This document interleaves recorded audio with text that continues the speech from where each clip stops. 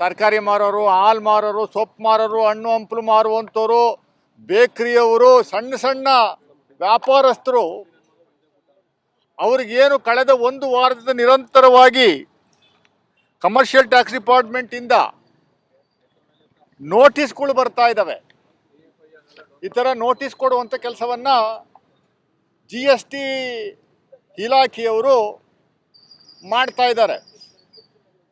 ಕೆಲವು ತಪ್ಪು ಮಾಹಿತಿಗಳನ್ನು ಅಪಪ್ರಚಾರ ಮಾಡುವಂಥದ್ದು ಒಂದಷ್ಟು ಜನಕ್ಕೆ ಕರಗತ ಆಗಿದೆ.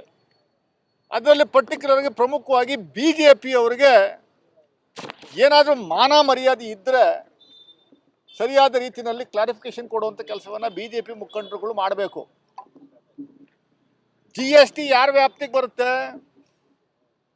ವರ್ತಕರು ಅರ್ಥ ಮಾಡಿಕೊಂಡು ಮಾಧ್ಯಮದ ಮುಂದೆ ಬಂದು ಮಾತಾಡುವಾಗ ಸ್ಪಷ್ಟವಾಗಿ ಕ್ಲಾರಿಟಿ ಕೊಡುವಂಥ ಕೆಲಸವನ್ನು ಮಾಡಿ.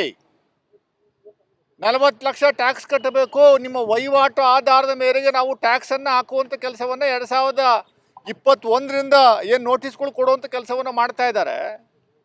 ಕಮರ್ಷಿಯಲ್ ಟ್ಯಾಕ್ಸ್ ಡಿಪಾರ್ಟ್ಮೆಂಟು ಕರ್ನಾಟಕ ರಾಜ್ಯ ವ್ಯಾಪ್ತಿನಲ್ಲಿ ಆ ಇಲಾಖೆ ಬಂದರೂ ಕೂಡ ಅವರು ಟ್ಯಾಕ್ಸ್ ಕೆಲವು ಮಾನದಂಡಗಳನ್ನು ಅನುಸರಿಸಬೇಕಾಗಿರುವಂಥದ್ದು ರಾಜ್ಯ ಸರ್ಕಾರದ ಮಾನದಂಡ ಅಲ್ಲ, ಕೇಂದ್ರ ಸರ್ಕಾರದ ಮಾನದಂಡ. 40 ಲಕ್ಷ, 50 ಲಕ್ಷ, 1 ಕೋಟಿ ಈ ರೀತಿ ನೀವು ಬಡ್ಡಿ ಸಮೇತ, ಇಂಟ್ರೆಸ್ಟ್ ಸಮೇತ, ಪೆನಾಲ್ಟಿ ಸಮೇತ ನೀವು ಹಣವನ್ನು ಕಟ್ಟಬೇಕು ಅಂತ ನೋಟಿಸ್ ಕೊಟ್ಟಿರುವಂಥದ್ದು GST ಕಾನೂನು 2017ರಲ್ಲಿ ಏನು ಬಂತು, ಸೆಕ್ಷನ್ 22ರ ಪ್ರಕಾರ, ಸೆಕ್ಷನ್ 22 GST ಆ್ಯಕ್ಟ್ ಪ್ರಕಾರ ಏನು ಹೇಳುತ್ತೆ? ಭಾಳ ಸ್ಪಷ್ಟವಾಗಿದೆ.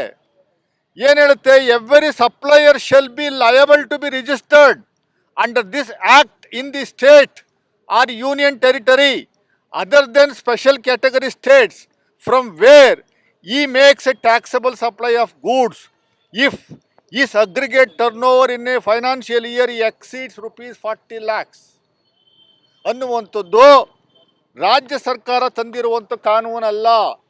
GST ಸರ್ಕ್ಯುಲರ್ ಇಲ್ಲಿದೆ ನೋಡಿ, ಕೇಂದ್ರ ಸರ್ಕಾರದ ಸರ್ಕ್ಯುಲರು. ಎಲ್ಲ ರಾಜ್ಯಗಳಿಗೆ 15 ಪೇಜ್ ಇರುವಂಥ ಸರ್ಕ್ಯುಲರು ಕಳಿಸಿರುವಂಥದ್ದು 25/9/2018ರಲ್ಲೇ ಕಳಿಸಿರುವಂಥ ಒಂದು ಸರ್ಕ್ಯುಲರ್. ಇದು ಎಲ್ಲಿಂದ ಬಂದಿರುವಂಥದ್ದು?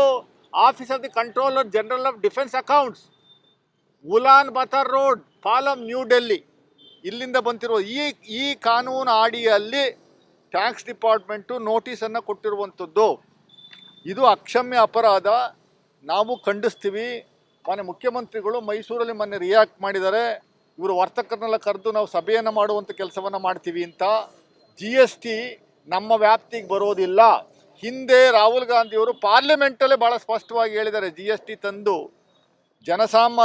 ಜನಸಾಮಾನ್ಯರ ಪಾಕೆಟನ್ನು ಪಿಕ್ ಪಾಕೆಟ್ ಮಾಡ್ತಾ ಇದ್ದೀರಿ ಅಂತ ಅವರು ಜೋರಾಗಿ ದೊಡ್ಡ ದನಿಯಲ್ಲಿ ಹೇಳಿದಾಗ ಜನಗಳು ಯಾರೂ ಕೇಳಿಸ್ಕೊಳ್ಳಲಿಲ್ಲ. ಗಬ್ಬರ್ ಸಿಂಗ್ ಟ್ಯಾಕ್ಸು, ಶೋಲೆ ಸಿನಿಮಾದಲ್ಲಿ ಗಬ್ಬರ್ ಸಿಂಗ್ ಅಬ್ಬರಿಸ್ತಾನಲ್ಲ, ಯಾವ ಟ್ಯಾಕ್ಸ್ ಬೇಕಾದ್ರೂ ಊರಿಗೆ ಕೊಳ್ಳೆ ಹೊಡೆದು ಗನ್ ಪಾಯಿಂಟಲ್ಲಿ ಒತ್ಕೊಂಡು ಹೋಗುವಂಥ ಕೆಲಸವನ್ನು ಮಾಡ್ತಿದ್ನಲ್ಲ ಗಬ್ಬರ್ ಸಿಂಗು. ಆ ಗಬ್ಬರ್ ಸಿಂಗನ್ನೇ ನೀವು GST ಅನ್ನುವಂಥದ್ದು ಗಬ್ಬರ್ ಸಿಂಗ್ ಟ್ಯಾಕ್ಸ್ ಅಂತ ಉಲ್ಲೇಖ ಮಾಡಿ ರಾಹುಲ್ ಗಾಂಧಿ ಅವರು ಹೇಳಿದ್ದು. ಅದು ನಿಜ ಆಗಿದೆ. ಈಗ ನಾವು ಹಿಂದೆ ಹೇಳ್ತಾ ಇದ್ವಿ, ಸ್ವಾಮಿ ಒಂದು ವಸ್ತುಗೆ, ಒಂದು ಪದಾರ್ಥಕ್ಕೆ 5-6 ಬಾರಿ ಟ್ಯಾಕ್ಸ್ ಬೀಳ್ತಾ ಇದೆ. ಡೂಪ್ಲಿಕೇಶನ್ ಆಫ್ ಟ್ಯಾಕ್ಸ್, ಅದನ್ನೇ ಗಬ್ಬರ್ ಸಿಂಗ್ ಟ್ಯಾಕ್ಸ್ ಅಂತ ಕರಿತಾ ಇರೋದು. ಉದಾಹರಣೆ ಇಡ್ಲಿ ತಗೊಂಡ್ರೆ ನೀವು, ಇಡ್ಲಿ ಮನುಷ್ಯ ತಿನ್ನೋ ಅಷ್ಟೊತ್ತಿಗೆ ಅವನಿಗೆ 6-7 ಬಾರಿ ಟ್ಯಾಕ್ಸ್ ಬಿದ್ದಿರುತ್ತೆ. ಇಡ್ಲಿ ಏನಿದೆ ತಯಾರು ಮಾಡ್ತೀವಿ? ಅಕ್ಕಿ ಎಲ್ಲಿಂದ ಬರುತ್ತೆ? ಭತ್ತ ಎಲ್ಲಿಂದ ಬರುತ್ತೆ? ರೈತ ಬೆಳಿತಾನೆ. ರೈತ ಬೆಳಿಬೇಕಾದ್ರೆ ಅವನಿಗೆ ಪೊಟ್ಯಾಸಿಯಂ, ಯೂರಿಯಾ ಕೊಡಬೇಕು, ಗೊಬ್ಬರ ಕೊಡಬೇಕು, ಔಷಧಿ ಕೊಡಬೇಕು, ಸಿಂಪಡಿಸ್ಬೇಕು. ಅದಕ್ಕೆ GST ಬಿದ್ದಿರುತ್ತೆ. ಅದು ಕಟಾವಾದ ಮೇಲೆ ಅವನು ಮಾರುವಂಥ ಸಂದರ್ಭದಲ್ಲಿ GST ಹಾಕ್ತಾರೆ. ಮಾರಿ ಆದಮೇಲೆ ತಿರ್ಗಿ ಅಕ್ಕಿ ತಯಾರಿ ಮಾಡುವ ಸಂದರ್ಭದಲ್ಲಿ GST ಹಾಕ್ತಾರೆ. ಅಕ್ಕಿನ ಗ್ರಾಹಕರಿಗೆ ಮಾರುವಾಗ GST ಹಾಕ್ತಾರೆ. ಗ್ರಾಹಕ ಅದನ್ನು ತಗೊಂಡೋಗಿ ರುಬ್ಬುವಾಗ ಅದು ಹಿಟ್ಟಿಗೆ GST ಹಾಕ್ತಾರೆ. ಅದನ್ನು ತಗೊಂಬಂದು ಇಡ್ಲಿ ಮಾಡುವಾಗ GST ಹಾಕ್ತಾರೆ. ಇಡ್ಲಿ ಮನುಷ್ಯ ಖರೀದಿ ಮಾಡಿ ತಿನ್ನುವಾಗ GST ಬರುತ್ತೆ. ಸೊ ಅದು 5-6-7 ಬಾರಿ ಟ್ಯಾಕ್ಸಸ್ನ ಒಂದು ವಸ್ತು ಮೇಲೆ ಹಾಕ್ತಾ ಇರುವಂಥದ್ದು ನಾವು ಕಾಣ್ತಾ ಇದ್ದೀವಿ. GST ಎಷ್ಟರ ಮಟ್ಟಿಗೆ ನಿಮ್ಮನ್ನು ತಿಂತಾ ಇದೆ, ನಿಮ್ಮನ್ನು ಕೊಲ್ಲುತ್ತಾ ಇದೆ ಅನ್ನುವಂಥದ್ದಕ್ಕೆ ಇದು ಒಂದು ಸ್ಪಷ್ಟ ಉದಾಹರಣೆ.